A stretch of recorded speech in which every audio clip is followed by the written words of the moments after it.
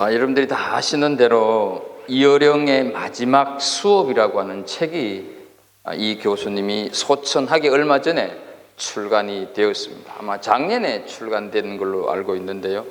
자신 가까이에 찾아온 죽음을 온몸으로 감각으로 관찰을 하면서 삶 속에 있는 죽음, 그리고 죽음 곁의 삶에 대한 지적인 여정을 이 김지수 작가라고 하는 분과 함께 한 장 한 장 감탄을 자아내는 빛나는 대화로 남겨놓고 있는 책이 이어령의 마지막 수업이라고 하는 책입니다.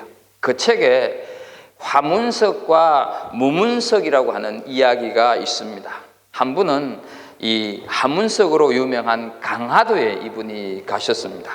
화문석이라고 해서 여러분 돌이라고 생각을 하실지 모르지만 왕골로 만든 돗자리를 가리켜서 화문석이라고 합니다.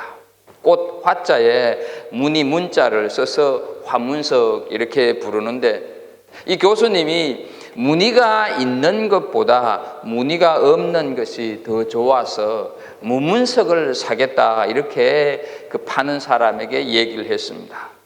그랬더니 이 파는 사람이 무문석이 더 비싸다 이렇게 얘기를 하는 거죠. 어째서 손도 덜 가고 단순한 이 무문석이 더 비쌉니까? 내가 도회지에서 왔다고 지금 나에게 바가지를 씌우려고 그러냐, 이런 식으로 이제 그 파는 사람에게 물었던 것이죠. 그러니까 이 장사하시는 분이 모르시는 말씀입니다. 화문석은 무늬를 넣으니 짜는 재미가 있지만 무문석은 민자라 짜는 내내 지루해서 훨씬 더 힘이 듭니다.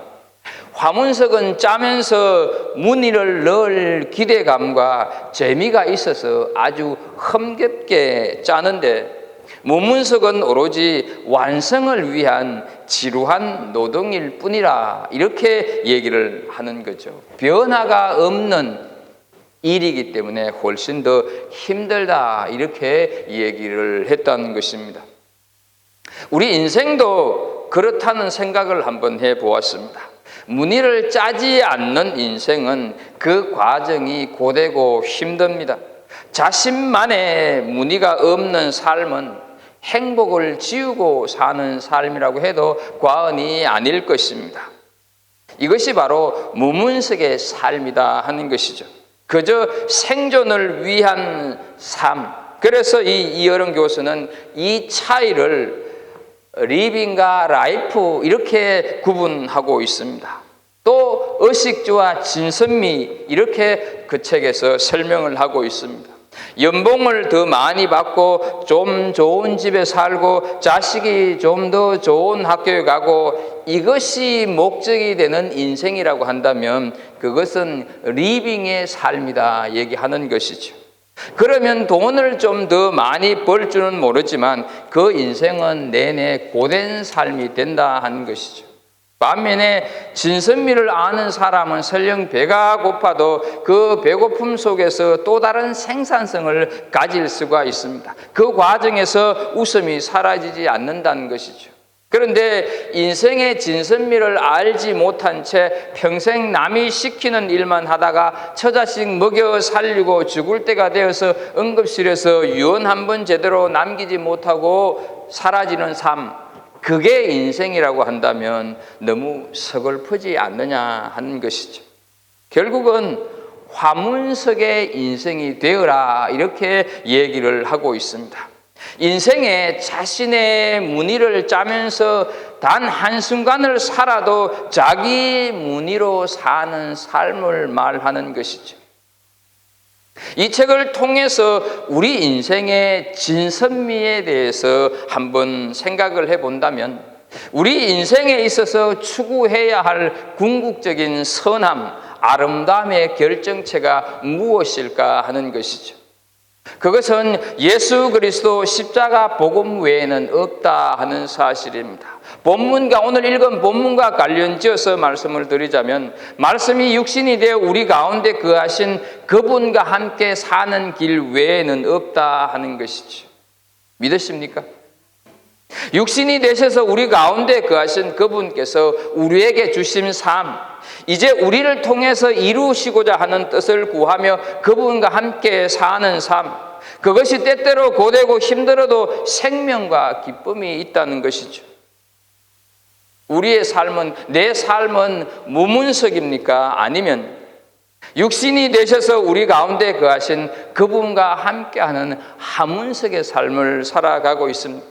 내 삶은 리빙입니까? 아니면 내 삶은 라이프입니까?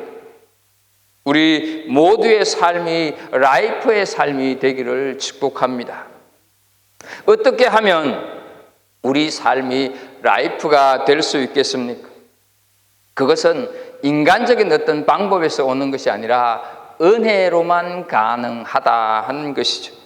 지난주에 살핀 대로 말씀이 육신이 되어 우리 가운데 거하신 그분은 은혜와 진리가 충만하신 분입니다. 그러면 그분이 은혜와 진리가 충만한 것이 나하고 우리하고 무슨 관련이 있는가 하는 것이죠. 16절을 보게 되면 우리가 다 그의 충만한 데서 받으니 은혜 위에 은혜라 말씀을 합니다. 무슨 뜻입니까? 예수님의 충만하심을 우리가 받았는데 그게 은혜 위에 은혜다 하는 것이지.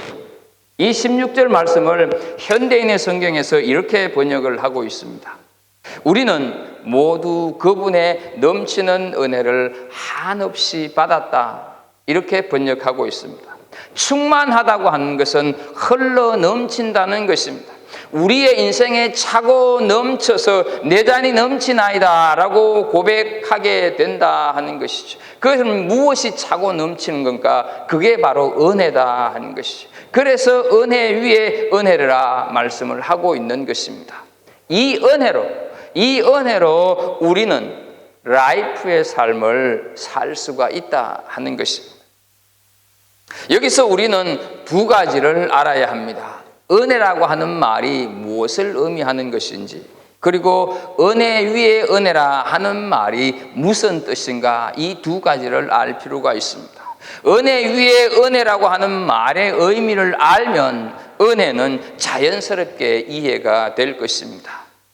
은혜 위에 은혜다 하는 말은 여기에 이만큼의 은혜가 있는데 그 은혜가 넘쳐서 더해졌다, 이런 뜻을 두고 은혜 위에 은혜다 이렇게 말을 하는 것이 아닙니다.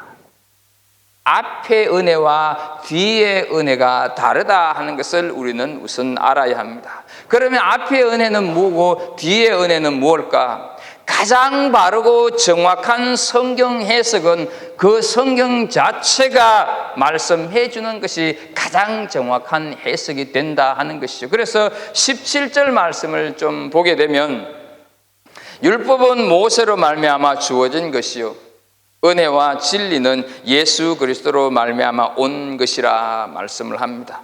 여러분, 이 말씀은 율법도 은혜이긴 하지만 그것은 모세를 통해서 주어진 것이고 은혜와 진리는 예수 그리스도를 통해서 있게 된 것, 그 예수 그리스도를 통해서만 존재하게 된 것으로 이 두 은혜를 대비시키고 있다 하는 것이죠.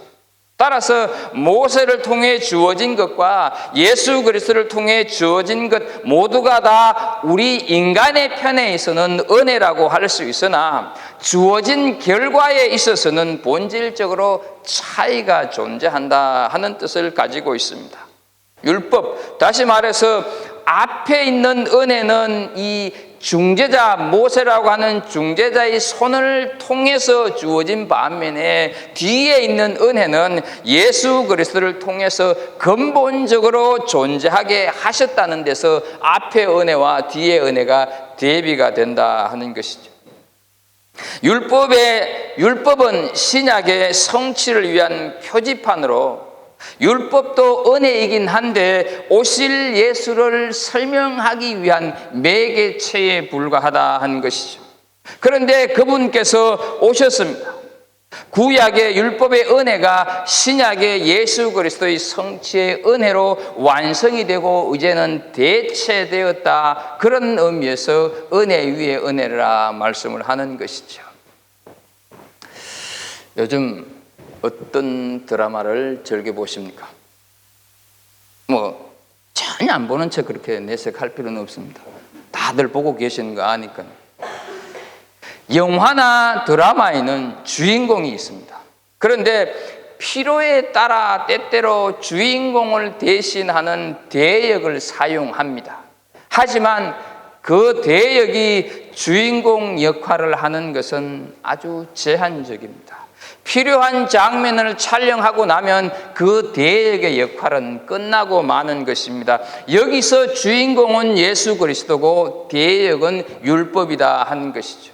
그런데 이 율법의 성취를 누가 하신 것입니까? 주인공이신 예수 그리스도가 오셔서 완성을 하셨다 하는 것이죠. 그래서 16절에서 은혜 위에 은혜라 이런 말로 표현을 한 것입니다. 여기서 위에, 은혜 위에 은혜라고 할 때 그 위에라고 하는 전치사는 꼭대기에, 높이 이런 뜻이 아니라 대비를 얘기하는 것입니다.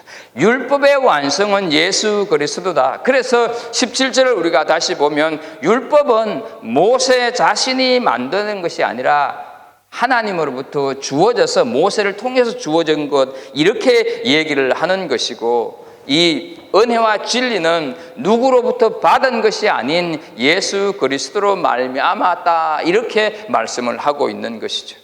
예수님께서 우리 안에 거하심으로 은혜와 진리가 우리에게 충만해진다 하는 것이죠. 여러분, 은혜는 값없이 주어지는 하나님의 자비이고 사랑 아닙니까? 우리가 받을 만한 자격도 조건도 안 되지만 하나님께서 우리에게 주셨습니다. 그래서 에베소서 2장 8절 말씀을 보게 되면 너희는 그 은혜에 의하여 믿음으로 말미암아 구원을 받았으니 이것은 너희에게서 난 것이 아니요 하나님의 선물이라 말씀하고 있습니다. 구원이 곧 은혜다, 이렇게 말씀을 하는 것이죠. 여러분, 은혜가 쏟아지면 목이 마르지 않습니다. 은혜가 충만하면 흙이 지지 않습니다. 은혜가 차고 넘치게 되면 베풀 수가 있고 부어줄 수가 있습니다. 왜 우리는 그저 움켜잡고만 살려고 할까? 은혜가 부족하기 때문입니다.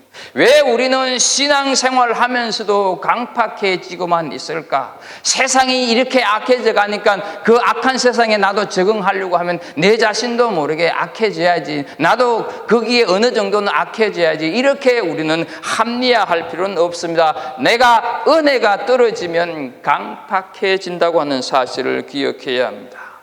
그래서 저도 그렇고 여러분들도 그렇고 은혜에 목말라서 말씀에 귀 기울이고 있는 것 아니냐 하는 것이죠.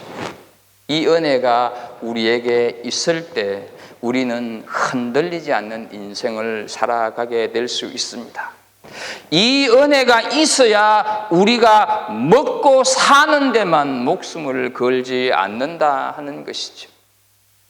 성경에 등장하는 인물들은 모두 하나님의 부르심 속에서 신앙의 삶을 시작했습니다. 아브라함도 다윗도 위대한 삶을 살았기에 신앙의 위인이 된 것이 아니라 하나님의 은혜의 부르심을 먼저 받았기 때문에 위대한 생애를 살 수가 있었다 하는 것이죠. 하나님의 부르심 속에서 하나님의 은혜를 힘입어 일평생 진리를 쫓아 산 그들에게 하나님께서 은혜 위에 은혜를 더해 주신 결과다 하는 것이죠. 그래서 다윗은 시편에서 이런 고백을 하고 있습니다. 시편 8편 4절에 보게 되면 사람이 무엇이기에 주께서 그를 생각하시며 인자가 무엇이기에 주께서 그를 돌보시나이까. 다윗이 찬양하는 바로 그 하나님께서 우리를 부르셨고 지금 우리와 함께 거하시는 줄로 믿습니다. 그래서 우리는 하나님의 그 은혜 앞에 겸손하게 엎드리고 그 은혜와 사랑을 힘입어서 우리는 이 세상 속에서 진리의 충만한 가운데서 살아가야 한다 하는 것이죠.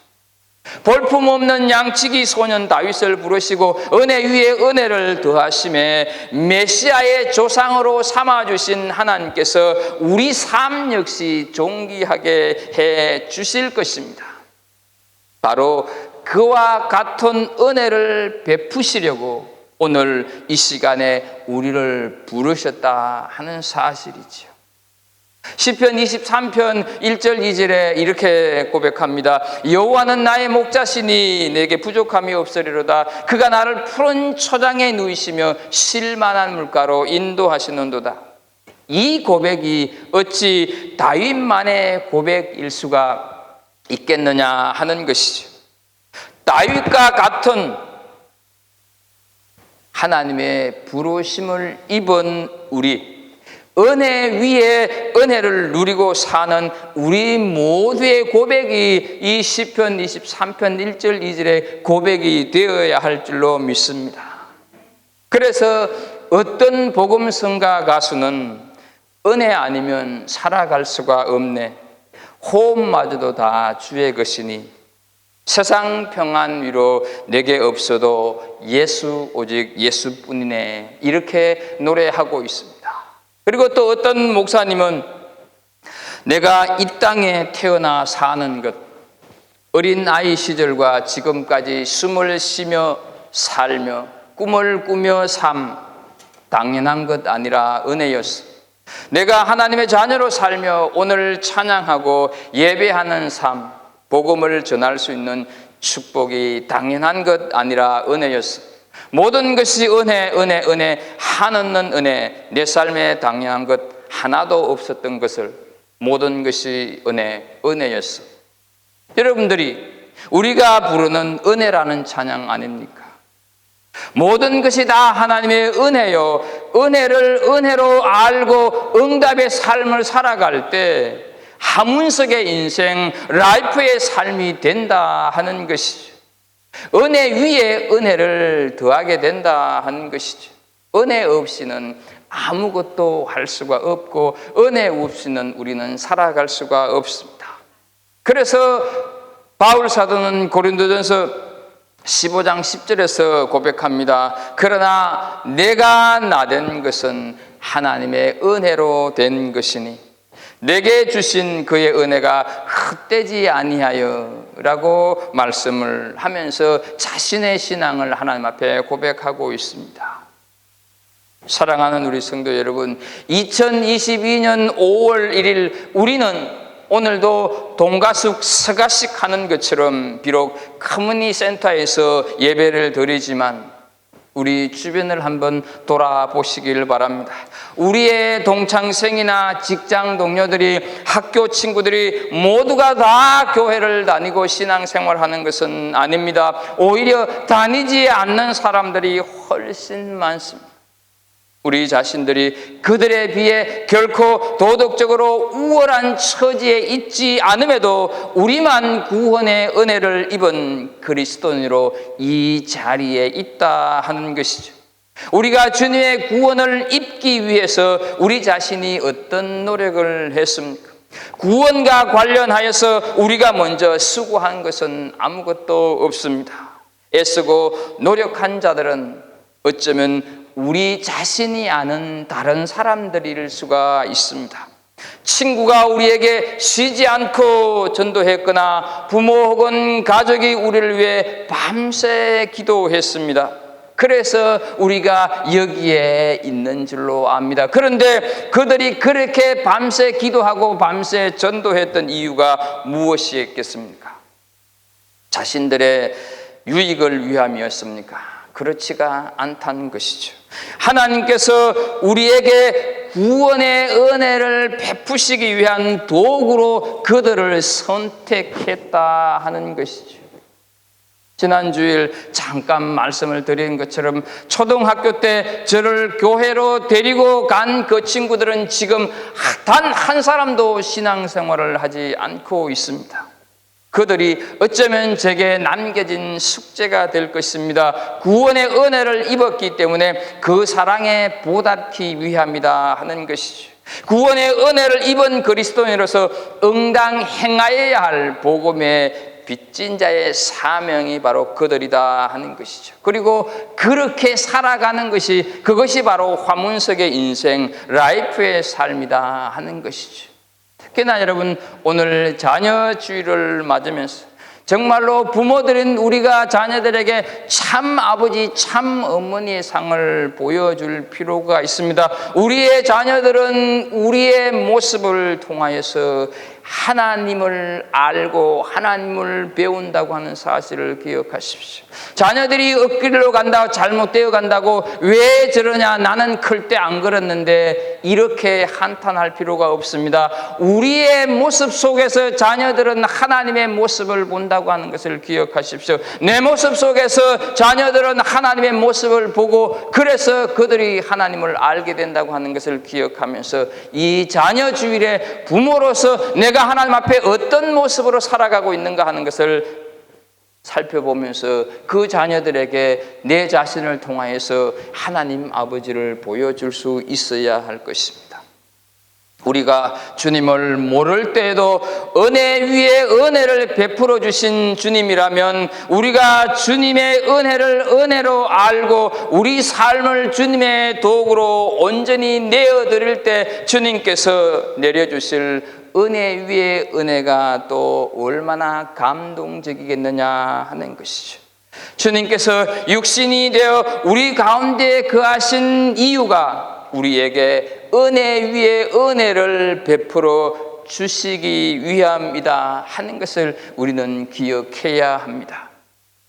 이제 본문에서 하나님의 은혜를 알 수 있는 또 한 곳 살피면서 마치겠습니다. 18절을 보게 되면, 본래 하나님을 본 사람이 없으되 아버지 품속에 있는 독생하신 하나님이 나타내셨느니라 말씀을 하는데, 이해를 좀 돕기 위해서 이 말씀을 세번역 성경으로 좀 보도록 하겠습니다. 세번역 성경을 보게 되면, 일찍이 하나님을 본 사람은, 여기서 일찍이는 그전에는 이렇게 이해하시면 되겠습니다. 그전에는 하나님을 본 사람은 아무도 없다.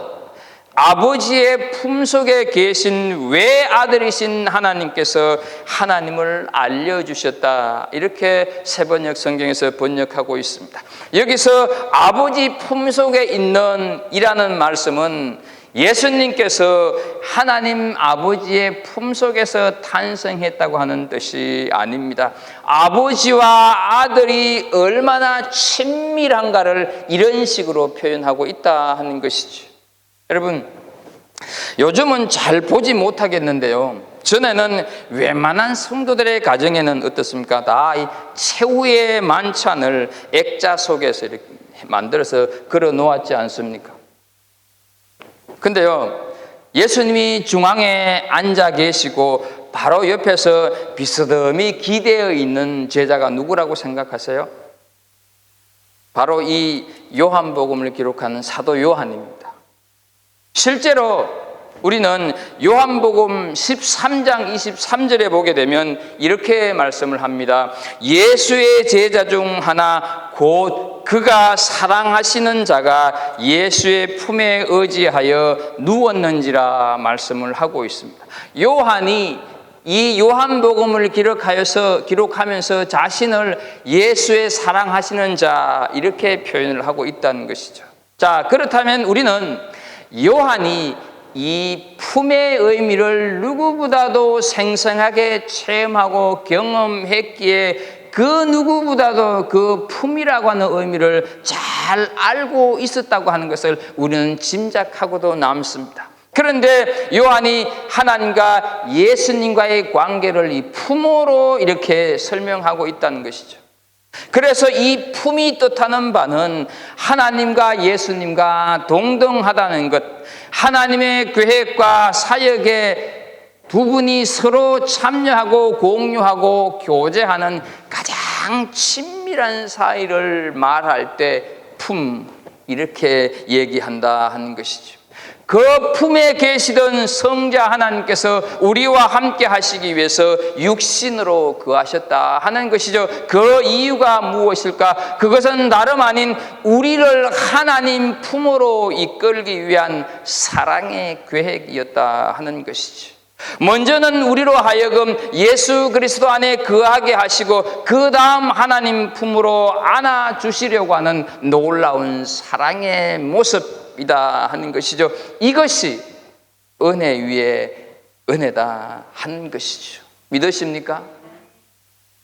아버지가 버젓이 살아계시는데 자기에게 돌아올 몫을 챙겨서 의기양양하게 집을 나갔으나 이내 허랑방탕 탕진하고 배고픔에 못 이겨서 돼지 열매를 먹어야 하는 거지 신세로 전락한 채 아버지 집으로 돌아오는데 이미 불효자로 낙인 찍혀서 환영은커녕 동네로 들어오는 것조차 환영받지 못하고 허락되지 않는 규범을 알고 있었던 이 아버지는 먼저 가서 내 아들이니 내가 용서한다고 하는 선언을 동네 사람들에게 함으로 그 규범을 무효화시키기 위해서 체면과 위신을 불구하고 먼저 달려가서 그 오고 있는 아들을 품에 와락 안아버린다 하는 것, 그리고는 내 아들이다 don't touch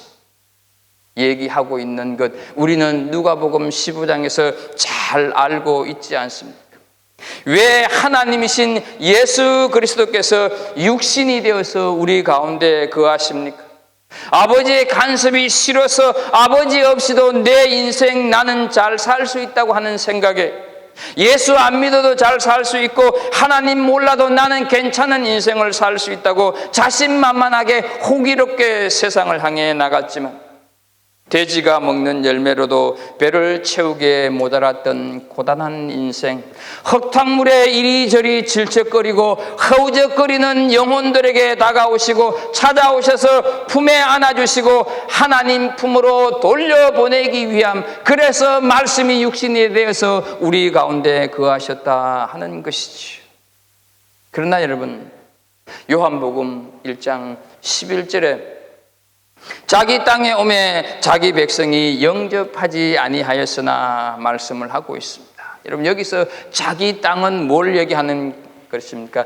그 땅 주인이 바로 예수님이다 하는 의미 아니겠습니까? 주인이 왔는데 종들이 주인을 거절했다는 것이죠. 종들이 주인을 알지 못했었고 종들이 주인에 대해서 관심조차 두지 않았다 하는 것이죠. 그러나 예수님께서는 기꺼이 육신이 되는 것을 마다하지 않고 그 백성들을 품에 안아주시고 아버지 품속으로 이끄시기를 원하셨다 하는 것이죠. 이 사실이 믿어진다고 한다면 우리는 은혜 위에 은혜로 사는 사람 아니겠습니까? 이제 우리에게 한 가지 숙제가 남아 있습니다. 18절 끝에 보게 되면 나타내셨느니라 하는 말씀이 있습니다. 여러분, 이 나타내셨느니라 하는 이 말씀은 예수 그리스도가 하나님을 나타내셨다, 보이셨다 하는 말씀입니다. 하나님을 설명하고 하나님을 보이시고 나타내실 수 있는 방법은 예수님밖에 없었다는 뜻입니다. 그래서 요한복음 14장 9절 말씀에 보게 되면 예수께서 이르시되 빌립아, 내가 이렇게 오래 너희와 함께 있으되 네가 나를 알지 못하느냐? 나를 본 자는 아버지를 보았거늘 어찌하여 아버지를 보이라 하느냐 말씀하고 있습니다. 하나님 아버지의 마음은 예수님을 통해서만이 설명될 수가 있기에 말씀이신 하나님께서 육신이 되셔서 예수님으로 우리 가운데 거하시게 되었다 하는 것이죠. 사랑하는 성도 여러분, 가장 좋은 성도, 가장 괜찮은 신앙인이 누구라고, 어떤 사람이라고 생각을 하십니까? 가장 좋은 성도, 가장 괜찮은 신앙인은 우리 가운데 거하시는 주님으로 인해서 생활 속에 하나님을 나타내고 하나님을 보이는 그 사람, 가장 괜찮은 신앙인, 가장 좋은 성도다 하는 것이죠. 가장 좋은 목사, 가장 좋은 장로, 권사가 누구라고 생각하십니까? 말씀이 육신이 되어 우리 가운데 거하시는 주님과 함께 삶 속에서 하나님을 드러내는 사람, 말 속에서 하나님을 드러내고 행동 속에서 하나님을 드러내고 생각 속에서 하나님을 드러내는 그 사람, 가장 좋은 목사, 가장 좋은 장로, 권사다 하는 것이죠. 그리고 그 사람이 하문석의 인생, 라이프의 인생을 사는 사람이다 하는 것이죠. 그 사람이 은혜 위에 은혜를 받은 사람임을 아는 성도다 한 것이죠. 내일부터 시작되는 한 주간을 은혜 위에 은혜를 받은 자답게 삶 속에서 하나님을 마음껏 드러내고 나타내는 숙제를 잘 감당하시는 성도들이 되기를 주 예수 그리스도 이름으로 축복합니다. 하나님 아버지, 오늘 자녀주의를 우리에게 주시고 비록 우리의 교회가 없어서 떠돌이처럼 예배를 드리고 있지만 그럼에도 불구하고 우리에게 말씀이 육신이 되어 다가오신 그 예수님을 통하여서 하나님을 보여주신 사랑 깨닫게 해주시고 배우게 해주시니 감사합니다. 하나님, 은혜 위에 은혜 속에 사는 우리들임을 단 한순간도 잊지 않고 정말로 은혜 위에 은혜로 사는 사람답게 우리가 살아가는 생활 속에서 마음껏 하나님을 드러내고 하나님을 말하고 하나님을 생각하고 하나님을 표현하는 복된 삶을 사는 하나님의 백성들 다 되게 하여 주옵소서. 예수님의 이름으로 기도합나이다. 아멘.